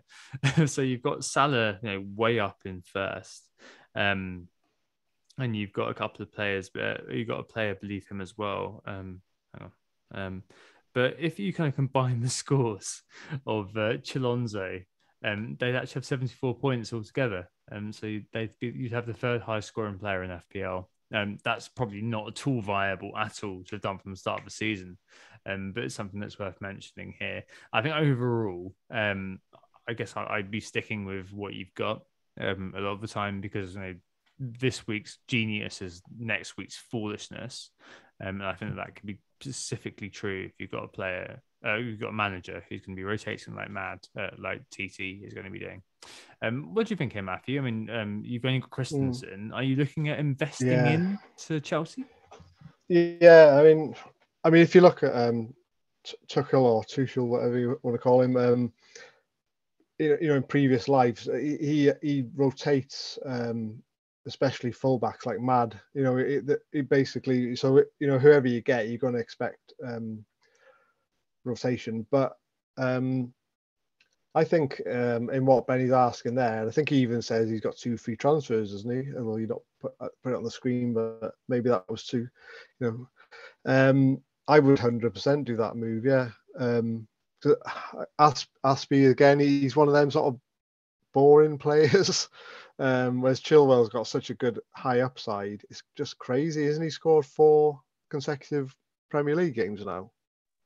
This is this is the richest vein of goal scoring form he may ever have in his whole entire career. Yeah, or Reece James, that he's similar. They're both really going to be really good. But I suppose I just think I probably prefer Chilwell slightly because Alonso I don't think is that good of a player. So I just think, I know Chilwell had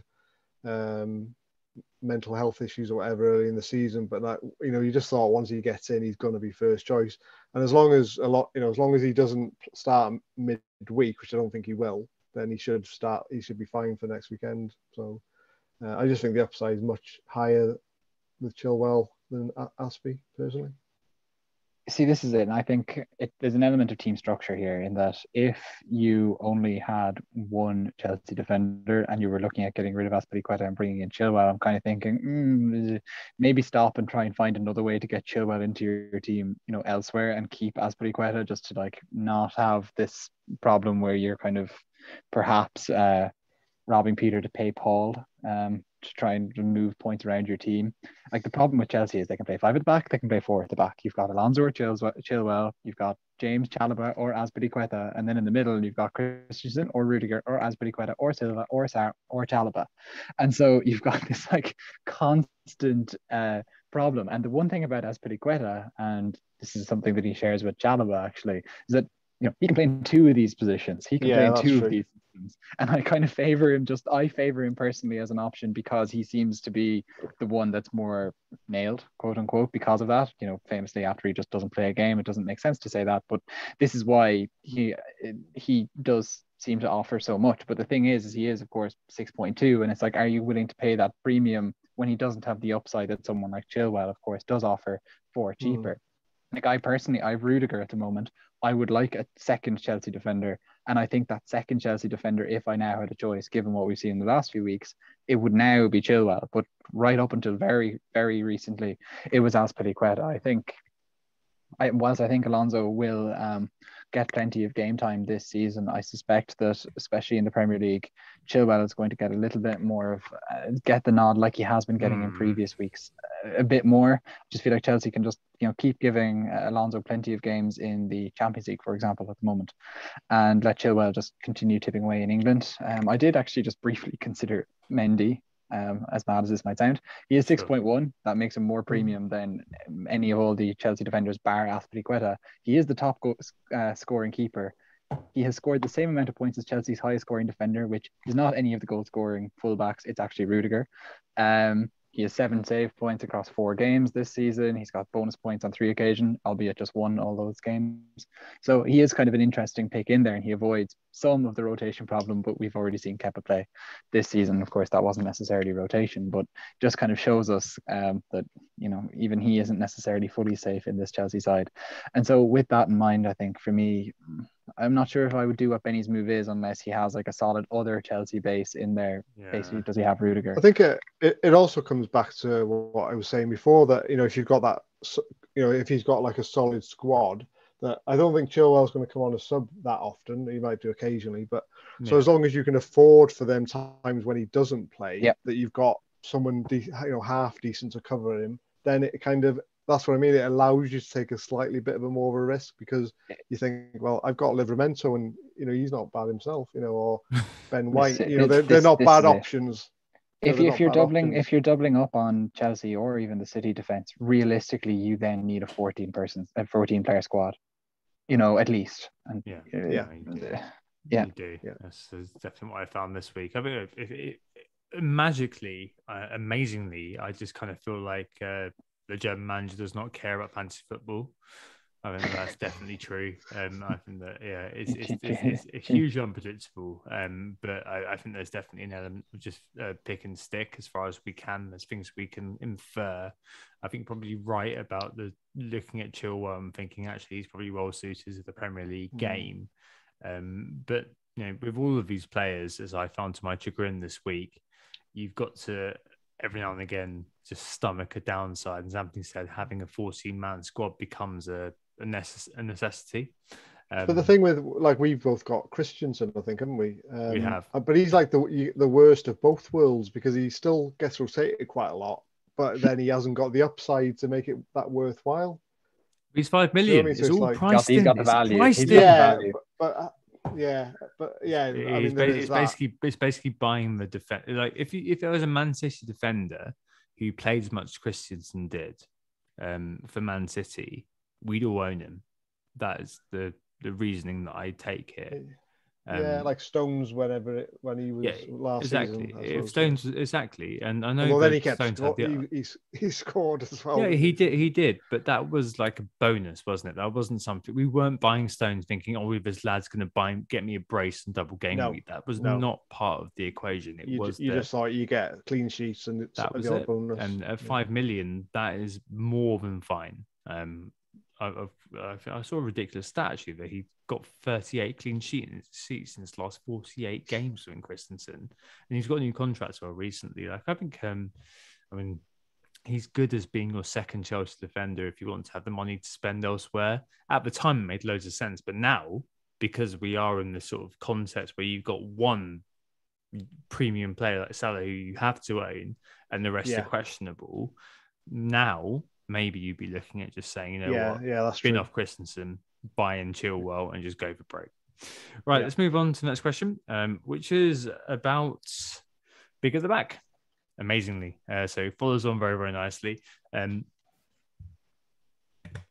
Clary FPL, congrats on the newborn. Hope your mum and baby are doing very, very well.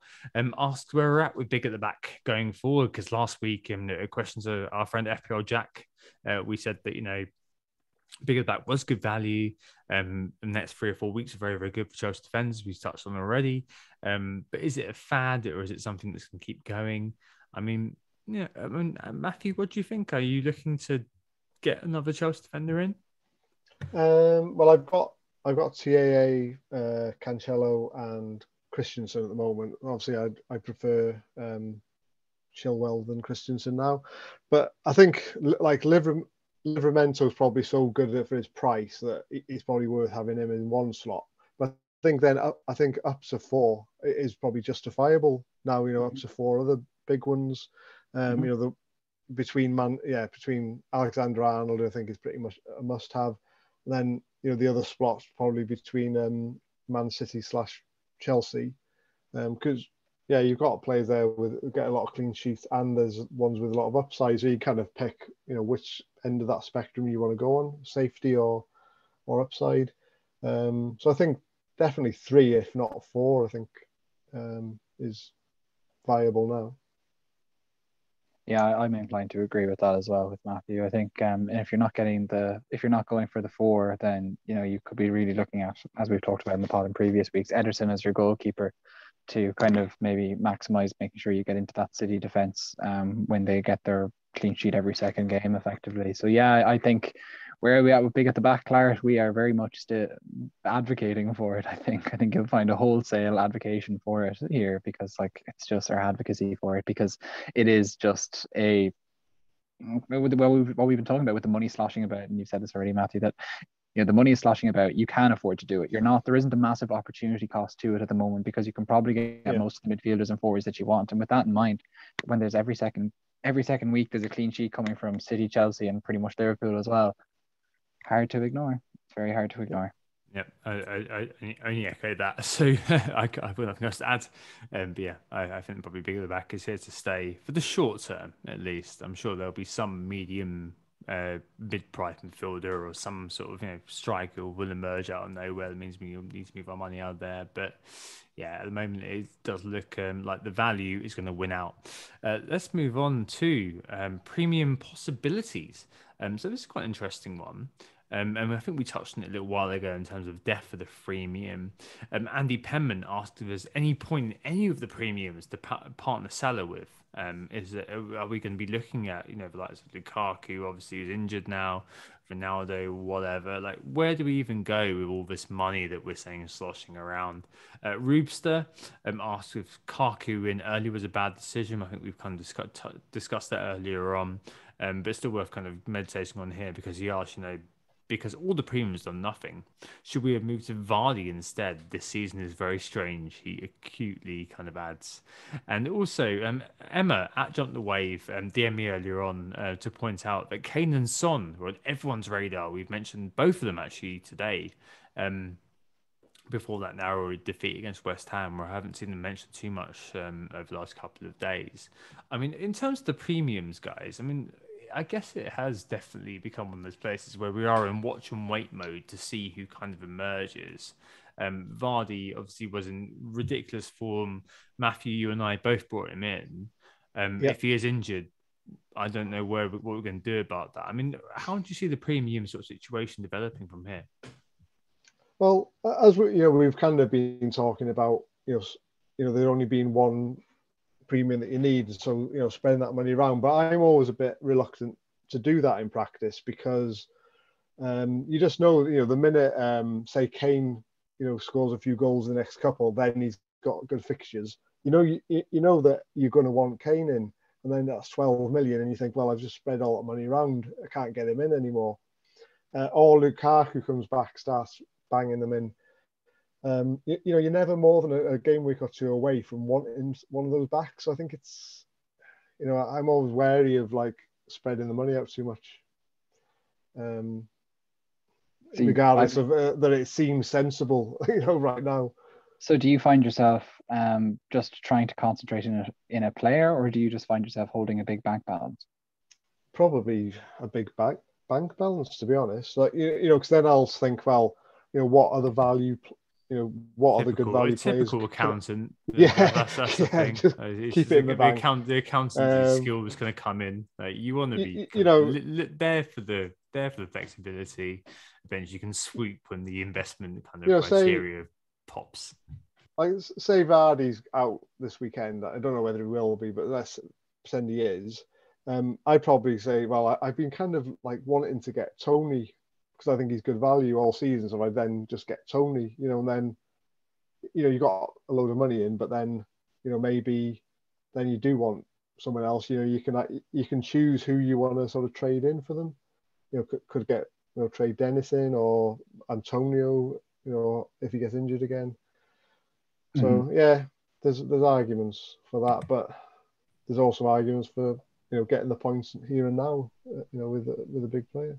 I agree. I do think that the jury's out here. I think that if Vardy had continued his goal scoring form, at least not gotten injured, then we'd all be sat here kind of thinking, we know what, Vardy's got Arsenal next, who he scores against pretty much every time. He always scores against us. And then he's got Leeds, so he's worth keeping hold of. And then you'd be thinking what you said earlier on, Matthew, about kind of just keeping that money either spread around or keeping that money either in the bank. It's very kind of outcome dependent, I guess, when it comes to that. And it's kind of like you're living hand to mouth in some ways, because you've got all this money kind of sloshing around, so you can do whatever you want in a lot of ways, which we spoke about earlier on in the fine margin sort of section. I guess Kane and Son will, from game week kind of after the international break, that's for sure, come onto everyone's radar because of that Leeds game from the start. If obviously the players are still looking a little bit dodgy, that's going to be kind of high on everybody's sort of list. But I mean, they've got Leeds, Burnley, Brentford, Norwich within game week 12 and game week 15. 3 or 4 of them are home. So you'd be looking at that and thinking there's fixtures. But equally, as Anthony said earlier, under Nuno, it's not really quite come together yet. I think that's definitely true as well from what you read in The Athletic about, like Jack Pittsbrook talking about how there's a lack of fluency right now. It definitely feels like we're in a bit of a transitional period. As Rubes said earlier, the season's kind of strange. And I think that we're definitely in the case where maybe having that money in the bank, like you'd be advocating, just ready to go to the next investment, which is looking like it's a bit of a goer, could be a good way of looking at it. I mean, Anthony, what do you reckon to all this? See, I'm coming at this from a slightly compromised position in that, I guess, when faced with this question a little bit, did I have the cojones to keep money in the bank? The answer was no, and I put it into Mane instead, hoping to kind of, get the points and put it on the big player. So with take maybe what I'm saying here with the pinch of salt, or maybe with just maybe I'll just sound like sour grapes when I'm saying that, yeah, this season has been strange. But if there is there a point in premiums to partner Salah? It didn't feel like it this weekend. It really didn't. But that was unlucky. That was unlucky, to be fair, with Mane. No one saw that. Yeah, and it is a bit like what people maybe have said about the Havertz thing, is that if he had played, you'd have expected him to probably get something in that game, but that's not the way it worked out in the end, unfortunately. So, is there any point in a premium to partner Salah? It doesn't feel like it right now. But as Matthew was getting at, really, it never seems far away that the next one will be there again.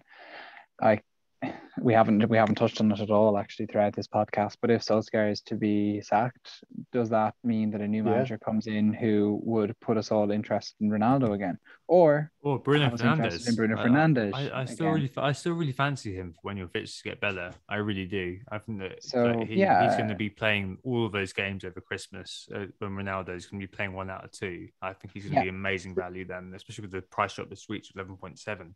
Do we, as an aside, do we think Ole's going to get sacked then? Obviously, it might have happened by the time this goes out, but doesn't look like it's going to happen this evening anyway. Who knows? I think we should probably say at this point. And then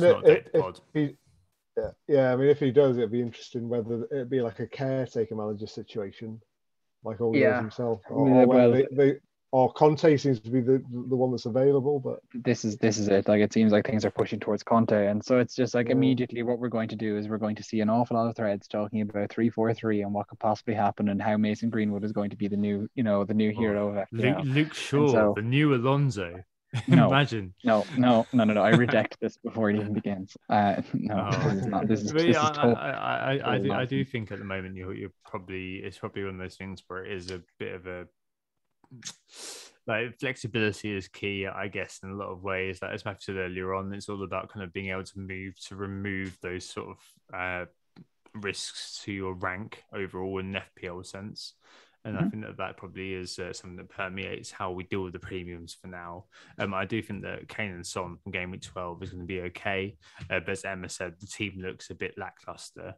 I'd be sharing anybody who doesn't own them skepticism about jumping on the likes of Son and Kane right now. Right, let's move on to the final bit this week. Totally elfed off. You'll see why I said this in a second. But basically, our friend FPL Elf, our mate Dave, said, how do you avoid going on tilt after a disastrous game week? Wow, hello, mate. Welcome to the club, the sinking ship club. The Titanic is sinking. We're moving deck chairs around. We're playing our bloody harmonicas, but no, we're definitely not getting on those fucking escape boats, are we? But he said it's so easy to want to immediately look to a differential punt to help claw that lost ground. What do we do?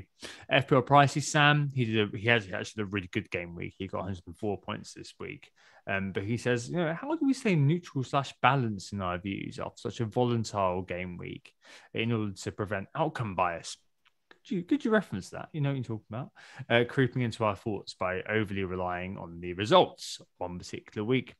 Outcome bias is obviously the idea that you take the outcome to judge how good the thought process was. I replied to Plonker about this earlier. In terms of the kind of the psychological side of it, I suppose. But yeah, the reality is that FPL doesn't care about you. Social media doesn't care about you. You care about you. So if you had a bad week, just have moments to yourself. I'm really, really, as I said earlier on, rarely emotionally affected by FPL. But as you can tell by tonight's pod, I've been really messed up by this week, and it's a little bit difficult. But uniquely for me, I'm used to a podcast, and I guess it's actually fairly therapeutic because now I feel a lot better. And a few people would say, if there was an option to not do the pod tonight, would you kind of just say, nah, don't do it? But I don't think I've done that, to be honest. I think I'd have been on here regardless. I think it's probably the same for you, Anthony, as well, after that game week kind of free disaster. Because it's kind of integral to the process now for us, isn't it? Just to kind of come on, talk about it, and you kind of get it out of your system through doing this. Yeah, and I think it kind of sets you up for the next week too. I don't think if I had been well enough to be on the podcast last week, I don't think there's a world where I got Jesus and Nane. Genuinely, it's funny. It's my brilliant advice, though, Anthony. That's the reality. That's it. Yeah, it's my company that's kept you on here this evening. Yeah, it's look, when you have a tough game week, it's unfortunate. You just have to suck it up. And yeah, being involved in a podcast means that you've got this kind of unique way of long couching your way through it a little bit. But how do you stop yourself going for a differential? You just don't do it. Just don't do the punt. Don't do the silly thing. Don't dig the hole any deeper than it is. But that's really easy to say. Like, I actually found that after the game week 3 catastrophe, if I remember correctly, I decided to do no transfer. I did not carry through my plan, and I ended up having a bad game week 4 as a consequence. But I was like, I just tried to just stop myself tinkering and actually burnt myself even further. Like, I just think I was like, my fingers got burnt, and then I ended up just sticking my palm down onto the grill and onto as well. It didn't really help at all. So, like, me here with one hand and one burnt, metaphorically, I'm not sure if I'm in the best position to say. It's very tough. It is just really tough, and you just have to distance yourself from FPL to stop yourself getting tilted by it. Matthew, have you ever had a bad week? Yeah, I've had loads of bad weeks. Yeah. So, sort of a few things come to mind looking at this question. So the first one is, because I've seen a few comments this week about, FPL, negatively affecting people's mental health and things like that. I think the first thing to always remember is it's just a game at the end of the day. It doesn't really matter if you have a bad game week. It's just a game. I think, sometimes I think people, get so negatively impacted in it. Maybe find another hobby, honestly. There's just, we've had in our family sort of, actual health issues, the last few years. I know, Tom, you've in the past had your own health issues. And I think things like that make you just see that, there's more important things in life to worry about in life than FPL at the end of the day. So that's the first thing I'd say. In terms of, but then, going on tilt and being, is you just need to, like, to use an economics term, what's happened this week is a sunk cost. That's happened. You've just got to forget about it and just look at your team objectively. How does it look now? So, for example, you've got Havertz. There's no point, raging him out, because you look at him, he's still got 2 good fixtures coming out. All right, if he now gets benched, maybe the week after you take him out, but you could still get a lot of points the next couple of weeks. And just try and forget what's happened. Forget that you've, especially getting the wrong captaincy, because that actually means you've still got that, you've got Salah, you just for some reason didn't captain him, so that, whether you captain or not, has nothing to do with this week, because you can now captain him or not, kind of thing. So yeah, just look at it objectively and try and forget what's just happened, which I know is easier said than done, like a lot of these things. But I want you to we're all human. Can you be my dad and just tell me these things? My dad was going to just go away. That you're an idiot. Yeah. Okay. No, I know. I completely agree with you. I think it's one of those things where obviously the more distance you put between yourself and the event, things get better. And as I said to my girlfriend today, my girlfriend was like, just stop playing effing FPL if this is making you feel this way. And I was just like, I'll be fine tomorrow. It's just one of those things where you've got a little bit of a reaction to it. And to be honest, like most weeks, I've got no reaction whatsoever. Like, I'll laugh it off. It'll be fine. I'll get to that point where I just laugh at the variance.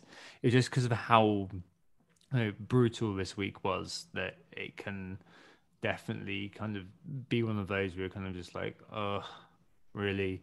I think it's just because the difference between you and me, Matthew, is that you won't make that kind of gamble, and it's definitely something which has served you really well. For me, it probably used to serve me very well. But likes of me, likes of the people like Late Riser as well, like that kind of chasing the dragon sort of thing is kind of the reality of how we play this game. And over the last few years, it's just not worked for me. But I guess overall, I do that.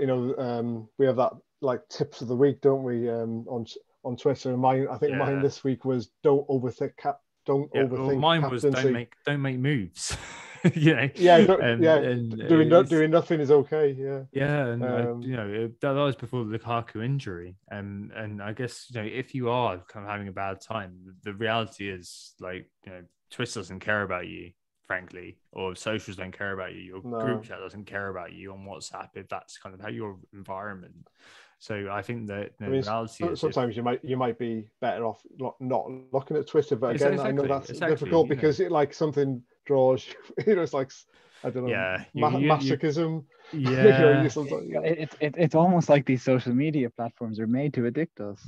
It's emotional vampirism, isn't it? But the reality is, it's masochism. The best things to do, as we've all said, is that don't make any raise transfers, don't make any rash moves, take time, take a breath, let yourself calm down, absorb it, stay off socials. You're going to see everything through the prism of failure and frustration. And you'll see all 100-point game weeks. Exactly. It feels like everyone's got 100.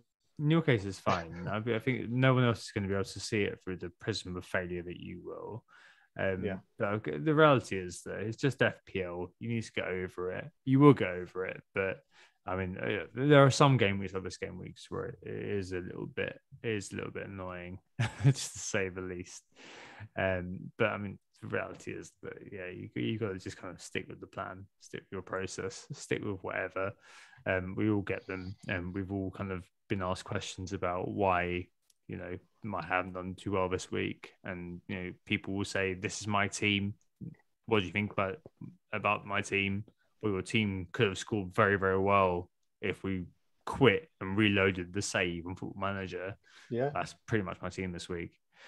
Right, let's move on to the transfers and captains. Matthew, you already mentioned earlier on that you're looking at getting Tony in. Obviously, there's a lot of questions surrounding players this week. You've got Rafinha, you've got Vardy, and like me, you've got Dennis for bench because he's suspended this week. I mean, how are you looking in terms of what you're doing this week? Well, like normally at this point, I'll have a fairly good idea what I'm thinking of doing. But this week, because obviously there's a few doubts in my team there. So Rafinha, I think he'll probably be out, but we don't know. Vardy, I'd say he'll probably be okay, but again, we don't know. Dennis is definitely out, and then I've got the likes of Ben Rama, who's looking a bit stale. Sarr getting a bit that way as well. So I've got and Christensen, he seems to be the worst Chelsea defenders have. So I've kind of got a few moves that I'm thinking about, and I honestly don't know which way I'm going. So I've got if Vardy's out, they're kind of all ifs and what ifs kind of thing. So if Vardy's out, I'll probably do him to Tony. I think that would probably be fairly straightforward. If Vardy may be okay, but Rafinha was definitely out, then I would maybe take him out. And then for him, I've got like 3 different options that I'm thinking of. So Mbeumo, again, if he's fit. I know we talked about him earlier. Possibly Emile Smith-Rowe as an alternative in a similar price bracket. Good value. Seems to get his shooting boots a bit more. Or Diego Jota, who's another one of those Foden type of high upside with some risks. But again, I think my squad can probably just about take that, possibly. So yeah, and then another one I'm thinking of is Christensen out for Chilwell. That would probably be if Vardy and Rafinha are both okay. So again, what if? Just although I'd almost until the end of the week. I'd almost be tempted to do that for a hit, possibly, but I don't know whether I would in practice. Or the final one I've got is possibly, again, if most people are okay, I could take out Dennis, who just got me 12 points on my bench, but I could either get Tony or Hwang for him. So Hwang's more of a like for like type of thing, and Tony's a bit more, but I do quite want to get a Brentford attacker in. Fair play. So I don't know. No, I think it's fine on a Monday night to not know. And in the Always Captain Salah brigade, yeah. Yeah, I'm again not going to overthink that one. Not. Yep. Yeah. Understandable. So like you, I'll be captaining Salah in my own team. Now, a bit like you, I have a little bit of a wait and see, in that I am going to wait and see what's going on with Rafinha. Yeah, If he because was of the injured, fixture, yeah, even if there's like a chance that they said it's a late assessment, you're not going to get rid of him. this is it. Yeah, it's a Sunday fixture as well, and it's obviously, as we say, it's away to Norwich. It just means you'll give him every last chance you can, especially thankfully it's a Saturday deadline. If it isn't Rafinha who goes, goodness, what do I do? Like, I did keep 2.5 million in my bank. It's not enough for me to upgrade any of my non-premium defenders. So those being White, Cody, or Livramento to Alexander Arnold, who's now 7.6. So I'm kind of, if I want to get Alexander Arnold in, it's a multi-week process or something that requires a hit. So I think it's going to be someone in the midfield who would make way, if it wasn't Rafinha, probably to get in Foden. That's where I'm kind of feeling right now. Now, the people who be on the chopping block, Rafinha, aforementioned, Mane, who I've obviously just brought in, but I'm just annoyed with, or Bukayo Saka, who, much as I love him as a player, and much as he is a brilliant player, and much as he seems to continue to get the underlying numbers, he's just not doing it. And he's had 3 game weeks now in my side. They've been pockmarked with all shades of disappointment. So I'm kind of tempted. Do I give him one last week away to Leicester? It'd be kind of typical in the slightly more difficult fixture. He finds himself scoring. It would be rather typical, but I'm not sure. He is the one most tempted to go. I'm going to continue with faith anyway for another week in that forward line of Tony Jesus and Antonio. I'll start them in a 3-4-3 purely because they have all got good fixtures. I got Jesus in for not just for Christmas, fits with him more than most. So he's sticking around for at least another game week with that Palace game at home. But I would love to be doubled or tripled up actually on City in the case of having Cancelo as well. But goodness knows if he'll even play. Captain Salah, I'm not going to overcomplicate it. There is no point overcomplicating it. See, taking Mane out is one of those ones, like difficult transfers, like I was talking about earlier, where especially now he's had a rest, he's unlikely to get. So that could blow up in your face every day of the week, couldn't it? It could, yeah. The thing is that Mane is one of those players who conceivably he could be the highest scoring player in the game week next week. Like there aren't many people you'll sell that could do that to you. Yeah. And that's really terrifying. Yeah, it's tricky. But yeah, so it's I'll have a whole week of thinking about it basically. Anyway, regardless, much like Pontius Pilate, you'll be hoping to see Jesus at the end of the cross. Anyway, let's move on to my team, which is a rising again 3 minutes later and heading in another one. So I've got Mbeumo, I've got Vardy, I've got Rafinha, who are all injured. I'm not really sure. Obviously, I'll keep Rafinha until the very end, and I'll play him if it's all right. I really like to roll it this week for obvious reasons, just because I think that also I hear what Anthony was saying, and I had noted here actually that after a bad game week 4, he just thought, screw it, I'm going to leave it and carry it through. Like, if there are kind of things to change, I'm not going to be shy about changing them. And I didn't think I said last week Ben Rama was really good against Everton. He was not as good over the last game against Spurs, so maybe he could be the one to be looking at removing. I mean, there's loads of information I need effectively. I mean, this week was going to be the week where I got rid of Guaita. I think I'm going to basically just have another 2-pointer off him and just be done with it. I'm pretty sure that Christensen and Aspilicueta, my Chelsea defenders, are probably going to be playing this week at Newcastle. It is what it is. Cancelo, Trent, fine. In midfield, Ben Rama, as I said, away against Aston Villa, I think that his race is run in FPL terms, but it feels like he could be doing it. Mbeumo, the race should never have started. Anathema that we ever got to this point, but anyway. I know, it's very silly. Have you got any money in the bank, Tom? I've got like 0.3. I mean, because I upgraded Trossard to Havertz. I think Havertz this week again is a decent option. Like I was just wondering. The only reason I was asking, I was just wondering whether you were tempted to get in one of the more exciting Chelsea defenders, but no. Christensen would be the one, I suppose. But I think it's one of them, isn't it? Where if Vardy has to go, so I've got Vardy and Antonio. I've got Dennis, who's on the bench, who's suspended this week, but whatever. I think Yeah. he's going to stay there. If Vardy has to go, then I'll remove him, probably for Iheanacho, to be honest, because from Game Week 12 onwards, they've got a very nice run.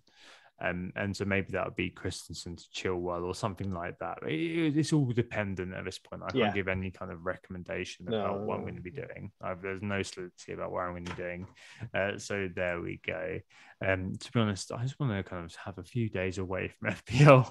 I'll come back to it on Thursday or Friday, full of gusto. But for now, it's just one of those where I'm just like, yeah. I don't want to be touching this anymore. Anyway, on top, do it. that probably is it, isn't it, Anthony? It is, yeah. Thanks so much, everyone, for listening and watching. If you were on the YouTube, we were Who Got the Assist. Please leave us a 5-star review if you liked what you heard. And if you do want to see us on YouTube rather than hearing us in your ears on whatever podcast app you do listen to us on, then go to YouTube and search Who Got the Assist, or WGTA for that matter, and you will find the unedited videos of the pod there. If you would like to join the mini league, then 2IP43T is the code that you'll need. Thanks so much for coming on, Matthew. It's an absolute pleasure, and good to have somebody with a measured head and plenty of FPL experience to guide myself and Tom through this in a week where I think both of us had very itchy fingers. Yeah, thanks very much for having me, guys. Thank you very much for coming on, Matthew. I think your visit to us was very well timed in terms of just providing that sort of the paternal sort of guidance towards what we probably need to be doing. Like, you know what, guys, you're both a bit rubbish, but no, this is probably better for you if you do that. Yeah. Good data analysis, but maybe actually playing the game, given how you've been doing. This is what we need to be doing. Anyway, we hope we just to think about the fine margins in FPL and think about all these other things which are currently affecting the game. We'll be back next week. Probably talk about 200 Club Stag. Finally get that podcast that we meant to do last week in next week with Mo Salah above the 100 point mark. But nonetheless, hope to see you very, very soon. Goodbye. Oh. Bye.